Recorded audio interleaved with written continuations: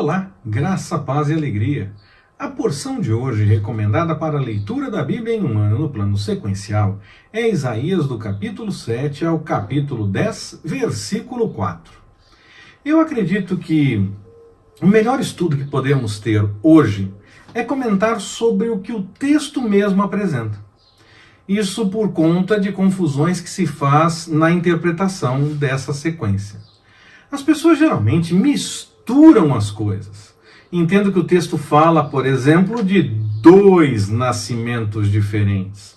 Mas as pessoas geralmente fazem a interpretação como se fosse de um só. E como na porção de leitura lemos a respeito de toda a passagem, se torna interessante deixarmos aqui aquela nossa apresentação mais geral a respeito de Isaías, e com um comentário específico, talvez sobre um ou outro texto específico, ou apenas um resumo a respeito de toda a passagem, e eu vou comentar sobre a passagem como um todo. Nós estamos lendo nessa porção de hoje a respeito dos dias do rei Acás.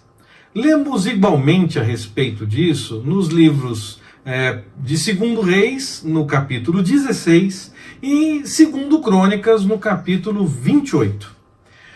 Jerusalém está cercada, mas não é tomada. Diante de uma aliança dos adversários com Efraim, Acás teme pelo pior.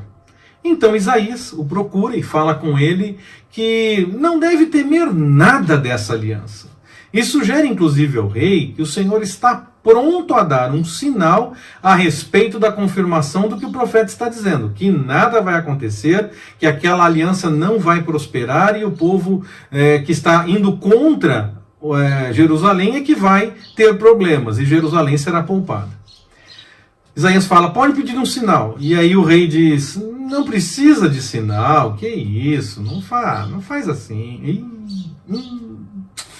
Mas o profeta insiste, porque o Senhor é quem disse que era para ele pedir o sinal. O Senhor tinha dito ao profeta que o rei podia pedir o sinal, e o rei disse que não quer o sinal.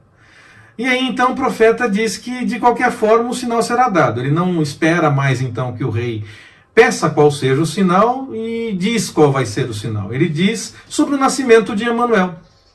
E antes dessa criança saber rejeitar o mal ou escolher o bem, aqueles que se aliavam contra o rei Acás teriam suas respectivas terras arrasadas. Até aqui é um resumo do capítulo 7, versículos de 1 a 16. Mas eu preciso pontuar ainda 2 coisas. Primeira coisa, a virgem conceber. Por conta dessa expressão, a interpretação avança anos no futuro e fala que esse texto se refere ao nascimento de Jesus.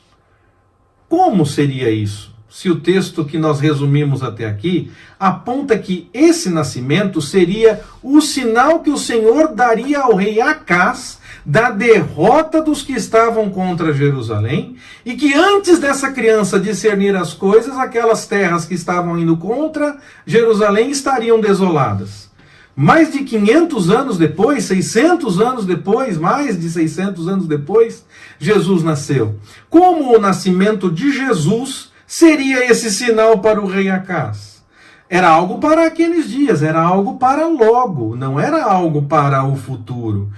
Talvez hoje em dia, nós pensamos numa notícia que nós ouvimos pela manhã, e na hora do almoço nós já queremos outra notícia, ou queremos mais informação, parece que tudo é muito rápido, quando chega no fim do dia, a notícia que foi dada de manhã parece notícia velha de anos atrás. Se nós pensarmos 15, 20 anos atrás, não era dessa forma. Talvez uma mesma notícia ficasse por semanas nos nossos comentários. Pensar no nascimento de uma criança, 9 meses, mais o tempo dela começar a crescer antes de discernir entre o certo e o errado, 2, 3 anos, algum tempo assim, foi esse o tempo que passou para confirmar a ação do Senhor de que aquele cerco não ia dar em nada.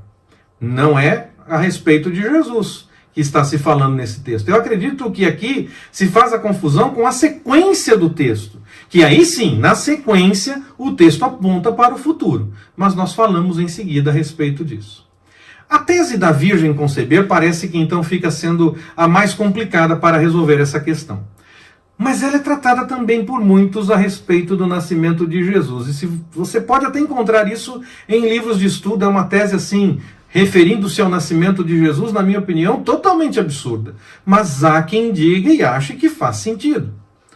Há quem defenda que Maria não seria exatamente virgem. Ai, Senhor, que tese maluca é essa? Não seria exatamente virgem, mas seria apenas recém-casada. A expressão virgem seria apenas porque ela era muito nova. Oh, misericórdia! No caso de Maria, eu entendo que essa tese está completamente errada, pois ela realmente concebeu virgem ainda. O Evangelho nos relata isso. Mas esse entendimento da moça nova no casamento pode sim ser aplicado nesse caso aqui. E a profetisa, que seria a mãe do filho de Isaías, no capítulo 8, teria sido a virgem a conceber, nesse caso, levando-se em consideração essa tese de que seria ou recém-casada ou ainda muito jovem.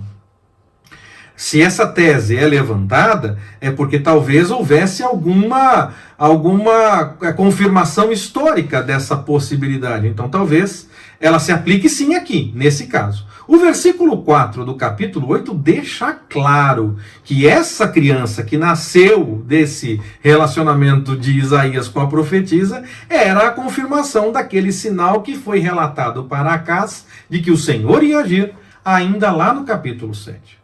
Então, a virgem conceber nesse caso seria porque ela seria muito jovem ainda, ou recém-casada, ou alguma coisa do tipo, ou alguma interpretação diferente da época que nós não temos acesso. Não se aplica a Maria. Livros de história tentam aplicar isso a Maria, livros de estudo tentam aplicar isso a Maria no caso de Jesus, mas ali eu acho que não se... Ali eu entendo que não se aplica, não é acho, eu tenho certeza que não se aplica porque o texto diz outra coisa. Segundo ponto a ser levantado aqui, a questão de Emanuel, que significa Deus conosco. Nesse caso, então, interpreta-se como sendo Jesus, pois ele sim seria Deus conosco. Mas o contexto desse texto do capítulo 7 de Isaías parece apontar apenas para um jogo de palavras. Pois nesse caso, esse Emanuel seria a criança que serviu de sinal para o que foi dito ao rei Acás e que se relata o nascimento dela no capítulo 8. Assim, Emanuel aqui seria apenas uma forma de dizer que Deus estava presente naquela confirmação. Mas diante da situação do rei não aceitar e nem mesmo querer o sinal e até agir de forma diferente, nós vamos seguir falando a respeito disso, e ele agiu de forma, na verdade, indiferente em relação ao sinal que Deus falou, à profecia que o Senhor trouxe e tentou resolver por conta própria. Então, disso, Isaías avança no capítulo 9 para uma profecia que fala então do segundo nascimento, que eu entendo que fala dessa sequência. Nascimento seria esse primeiro, que seria a confirmação para o rei Acás, e antes que a criança pudesse discernir as coisas, aquele cerco que tanto a atormentava e causava preocupação, estaria resolvido de forma milagrosa pelo Senhor. E o segundo, aí sim, no capítulo 9, quando Isaías faz a profecia a respeito de Jesus, entendo sim isso, mas porque o rei não quis aquela direção inicial dada pelo Senhor através do profeta.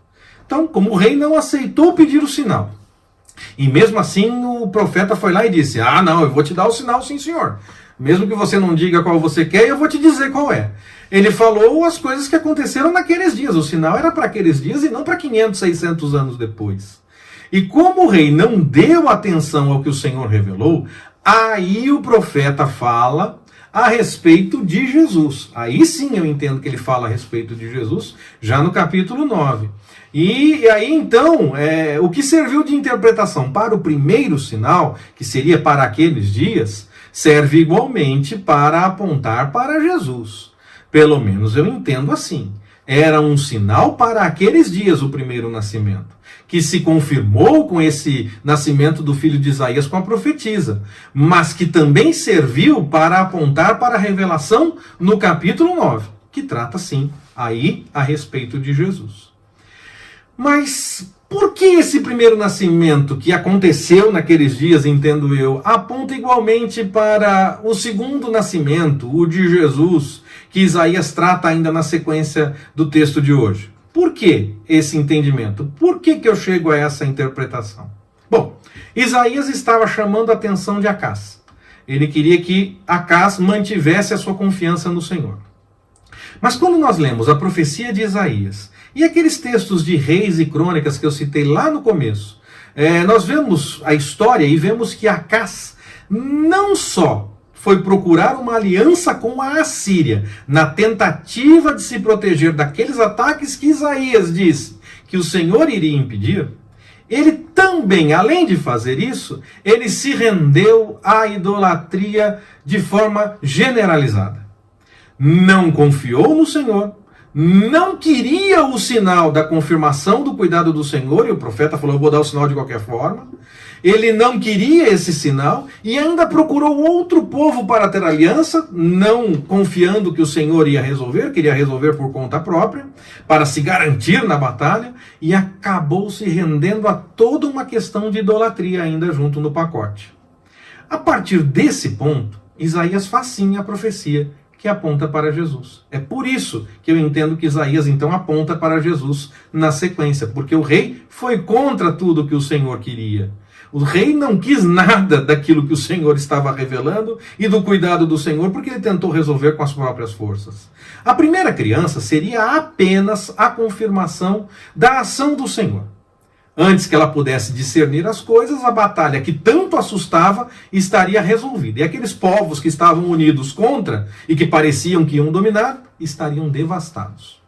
Mas o rei não confiou no Senhor. Antes ele buscou alianças políticas e até mesmo religiosas com outros povos, no caso a Assíria. Então Isaías fala de um nascimento, a partir desse momento, ele fala de um nascimento que terá o governo sobre os seus ombros. O primeiro seria apenas e tão somente para confirmar que o Senhor ia agir. Alguma coisa que o Senhor falou ainda não está se cumprindo, mas nasceu uma criança e o rei começaria a dizer, ih rapaz, está acontecendo o que Isaías falou. Então tem tudo para continuar se confirmando, não é verdade? O rei não deu bola para isso. O segundo nascimento, então, que Isaías trata, aí quando aponta para Jesus, ele fala a respeito de consolar e cuidar do povo debaixo da instrução do Senhor. Aquilo que Acaz não fez. O Senhor manteve a sua parte. Ele cuidou de tudo, confirmou a profecia a favor de Judá, mas Acaz não esperou no Senhor pelo cumprimento e tentou resolver por conta própria. Por isso Isaías profetiza que o povo terá sim um líder que faça as coisas como quer o Senhor. E aqui, chegando no capítulo 9, ele aponta assim para Jesus. Eu entendo que essa confusão se dá porque misturam todas as informações, quando elas estão separadas. Pelo menos quando eu leio essa sequência de hoje e combino com os textos de história que falam da história de Acaz lá em Reis e Crônicas, eu vejo da forma como eu apresentei. Que esse texto, na verdade, fala de dois nascimentos que apontam para momentos diferentes, sendo o primeiro a confirmação do Senhor no meio daquela história que estava acontecendo naqueles dias, e o segundo a redenção do Senhor diante da falta de confiança do rei. O nascimento daquela criança seria o sinal naquele primeiro momento. Mas o rei nem quis o sinal, ele não queria nada, ele nem esperou pela ação do Senhor, foi tentar resolver por conta própria. E aí então Isaías avança e fala a respeito da profecia que o Senhor revelou na sequência, e aí sim falando para o nascimento de Jesus. O Senhor confirmou o sinal, e ele confirmou também a sua ação naqueles dias. Mas como o rei não deu atenção, antes tentou resolver por conta própria, buscando outros apoios, o Senhor confirma então, a partir disso, o nascimento daquele que vai restaurar a confiança na ação do Senhor. Restaurando o povo que está perdido por não ter uma liderança que aponte na direção da confiança no Senhor. E aqui então sim, falamos de Jesus. No final da porção de hoje, vemos um alerta contra os que fazem leis injustas, trazendo sofrimentos aos mais vulneráveis, e esses que agem oprimindo vão ter problemas. Os que oprimiram serão punidos. Sempre fica muito claro na palavra de Deus que o Senhor ama a justiça. Os juízes injustos estabeleciam leis e decretos que só roubavam e causavam danos aos mais pobres, aos mais vulneráveis, às viúvas e aos órfãos. Ou seja, aqueles que mais precisavam de proteção eram os que tinham menos benefícios. Hoje, temos tanto a questão da elaboração das leis, responsabilidade, por exemplo, do legislativo, como a questão da interpretação e aplicação das leis, o que passa, sim, pelo judiciário. Quando nós pensamos em questões de leis de um país como o Brasil, por exemplo.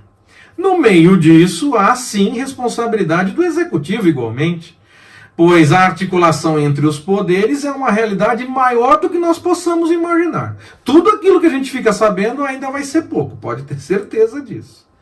Mas antes de pensarmos apenas nessa questão dos poderosos, nós devemos lembrar que, muito mais que meramente ter a lei e ter a interpretação, a punição e afins, tem também a forma como nós vamos agir e como nós vamos viver neste mundo. Não vamos agir contra a lei se ela não for diretamente contra o Senhor. Mas ajudar o próximo não será contra a lei, acredito eu. Acredito que não vai ser isso nunca contra a lei. Assim espero, né? Então nós precisamos parar de achar que a culpa é somente dos poderosos. Quando nós olhamos para textos como esse da porção final de hoje de Isaías, já no capítulo 10, que fala faz alertas contra opressores, que fazem coisas erradas contra aqueles que mais precisam, e nós precisamos pensar no que nós também estamos fazendo para ajudar a mudar esse quadro. Os poderosos podem ter sim as suas culpas e vão responder por elas se não se acertarem com o Senhor. Mas nós, da mesma forma, temos que fazer a nossa parte nisso tudo e ajudar aquele que precisa. A lei judaica já ia nessa direção, nós lemos isso quando fizemos a leitura da lei judaica, falava para ajudar aquele que era pobre, para que não houvesse necessitado na terra. A lei dizia isso com todas as letras. E o cristianismo tem claro sim que nós devemos ajudar. Isso para além de meras posições ou visões políticas, mas por amor ao próximo. Devemos seguir as orientações do Senhor, bem como confiar na sua atuação. Façamos a nossa parte. Aquilo que o Senhor nos mandar fazer, façamos. E aquilo que o Senhor nos permitir fazer, façamos. E vamos esperar pela ação dele. Sempre. Que o Senhor nos abençoe. Forte abraço, até mais, permitindo o Senhor.